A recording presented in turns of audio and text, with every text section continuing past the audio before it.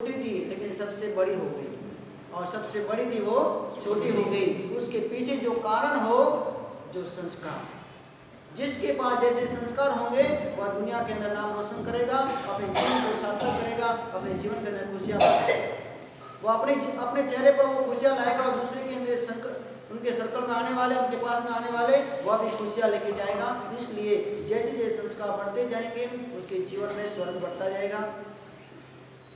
तो बहू का काम है, बेटा वह है जो अपने माँ बाप को स्वर्ग लेके जाता है, बेटी वह है जो अपने घर पर स्वर्ग लेके आती हैं, और बहू वह है जो खुद घर को क्या बना देती हैं, स्वर्ग बना देती हैं। ये बहू के लिए संस्कार होना चाहिए।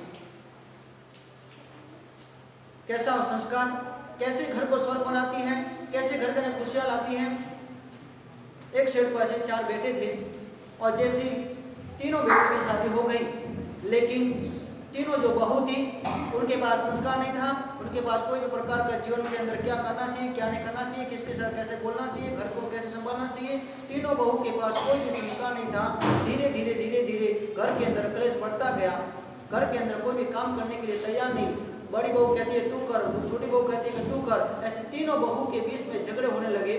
रोज सुबह काम करने के लिए कोई उठने को तैयार नहीं, रोज 8-9 बजे उठते हैं, और काम करने के लिए जो करते हैं वो भी ऐसा ही करते हैं, और हर बात के अंदर घर में झगड़े होने लगे।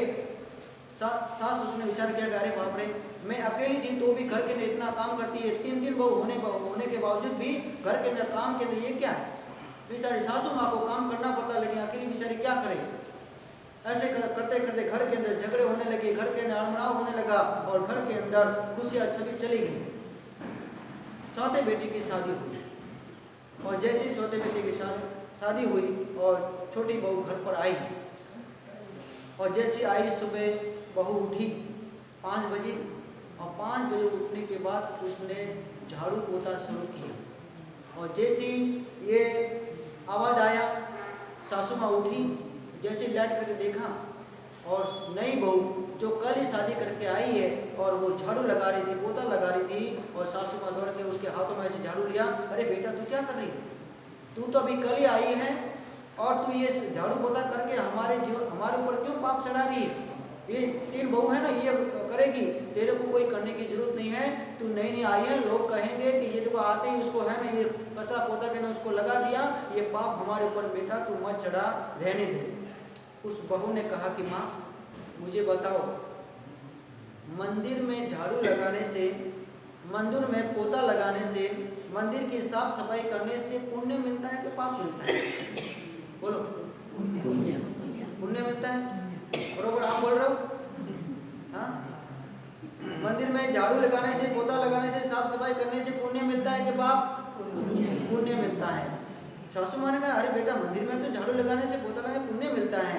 तो माँ मैं इस घर को मैं घर नहीं समझ रही हूँ, आप जैसे जहाँ भगवान विराजमान हो वो घर नहीं क्या कहलाता है? मंदिर है, और मंदिर के अंदर मेरा फर्ज है, बहू का फर्ज है, बेटी का फर्ज है कि उसको साफ सुथरा रखना, क्योंकि जिस घर के अंदर भगवान है उस घर को साफ सुथरा रखना ये बेटी का फर्ज है, इसलिए मुझे पुण्य मिलता है। और सास ने कहा क्या बात करती है, पुण्य मिलता है? कहा तो क्या अपन दोनों लगाएंगे, अपन दोनों झाड़ू लगाएंगे, दोनों पोता लगाएंगे। और ये तीनों बात ऊपर सुन रही थी, तीनों बहू सुन रही है, अरे कि ये झाड़ू लगाने में पुण्य मिलता है, पोता लगाने में पुण्य मिलता है, घर की साफ सफाई करने में पुण्य मिलता है, और अपन जो ऐसे सो रहेंगे तो अपने जीवन में पाप आ जाएगा, उनका भी पाप अपन को चिढ़ जाएगा। इससे तो ऐसा है कि अपन भी है ना, चलो नीचे, और तीनों बहू आई धराधर नीचे, और वो भी झाड़ू पोता करके लग गए। वो बोलते हैं मैं करूंगी, वो बोलते हैं मैं करूंगी।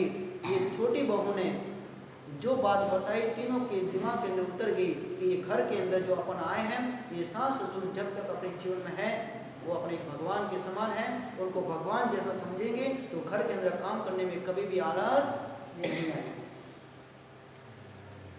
घर के अंदर सब व्यवस्था हो गई, सब सुबह उठ के झाड़ू पोता करने लगे। एक दिन वापिस बहू 4-5 के दिन बाद वापिस जल्दी उठी, अभी झाड़ू पोता तो कर लिया, अभी वापस वो तो जाके सो गई। फिर छोटी बहू ने वापस संस्कार बताए, सीधी गई रसोड़े के अंदर, जाके नाश्ता वास्ता कराने लगी। वापिस सासू में आ रही कि ये कौन है, किशन में कौन है इतना जल्दी। और जाके देखा तो वो चाय पानी नाश्ता बना रही थी। और जाके अरे बेटा तू क्या कर रही है? क्यों माँ? अरे कि लोग कहेंगे कि आते ही उसको रसोई के अंदर उसको जोत दिया, चल ये किन बहू करेंगे, तेरे को करने की जरूरत नहीं, जा जाके सो जा, झाड़ू पोछा कर दिया, अब क्या है? क्यों हमारे ऊपर तो पाप चला रही है? और जैसे ऐसे कहा और बहू ने कहा कि माँ मुझे बताओ औरों को खाना खिलाने से पुण्य मिलता है कि पाप? हाँ तो पुण्य मिलता है। तो औरों को खाना खिलाने से पुण्य मिलता है, तो घर के लोगों को खाना खिलाने से पुण्य नहीं मिलता है? हाँ?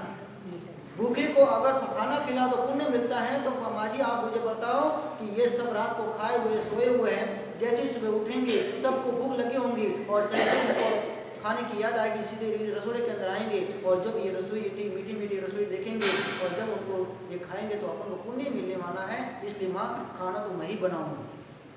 तीनों बहू ऊपर सुन रही थी। औरों को खाना खिलाने से, अपन गरीबों को खाना खिलाने के लिए जाते हैं, अपन औरों को खाना खिलाने के लिए जाते हैं, लेकिन घर के अंदर भूखे माँ बाप सो रहे वो कोई देखते ही नहीं। अपने घर के अंदर कौन भूखा है वो अपन कोई किसी को पूछते नहीं है। कभी आपने घर आके अपनी पत्नी को पूछा है कि आपने खाना खाया? आके आपने अपने माँ बाप को पूछा है कि माँ बाप आपने खाना खा लिया? हाँ? आपने कभी घर आके पूछा है कि अपने घर महाराज साहब गोश्री ओढ़ के गए? पूछा है कभी? ना महाराज साहब का ध्यान रखते हो, ना माँ बाप का ध्यान रखते हो, ना अपने परिवार का ध्यान रखते हो, और फिर बाहर पैसा इकट्ठा करके खाना खिलाने के लिए जाते हो। उधर पुण्य आपको दिखता है, लेकिन घर वालों को खाना खिलाना ये पुण्य आपके दिमाग में है ही नहीं। भूखे को खाना खिलाना ये पुण्य है, भले भी कोई भी हो। और उस बहू ने कहा कि माँ मुझे पुण्य कमाना है, मेरा जीवन ऐसे व्यर्थ नहीं जाने देना है। भले मैं बाहर से अभी तक मेरा ये आना नहीं, भोजन नहीं करा सकती हूँ, गरीबों को दान नहीं दे सकती हूँ, लेकिन घर के मैं आदमी को, घर के परिवार को तो मैं खाना खिला के रहूँगी। और तीनों बहू ये सुन रही थी हो के घर के भी खाना खिलाने से पुण्य मिलता है। वो भी जरा नीचे आई, वो भी रसोई के अंदर काम करने के लग गई। चलो भाई कि मैं बनाती हूँ चाय, वो बोलते चलो मैं दूध बनाती हूँ, चलो मैं पानी भरती हूँ, और रसोई के अंदर सब काम करने के लिए लग गई। जब तक अपने घर को अपना घर नहीं समझेंगे, अपने जीवन में अपने घर के माँ बाप, अपना परिवार के ऊपर प्रेम नहीं आएगा, तब तक अपने जीवन को भी सार्थक नहीं कर सकेंगे। तो बहू का फर्ज है कि जिस माँ बाप ने मुझे जिस घर में भेजा है, जैसे ये मेरा घर था, इस घर के अंदर मेरे माँ बाप थे, इस घर में मेरे भाई बहन थे, बस उसी तरह वहाँ पर मेरे भाई बहन हैं, वहीं पर मेरे माँ बाप हैं, वही मेरा घर है। अब जीवन भर मुझे इधर रहना है, तो मेरे घर को स्वर्ग बना के जीना है, घर के अंदर खुशियाँ बांट के जीना है। तो ये हर एक बहू का, हर बहू का ये फर्ज है।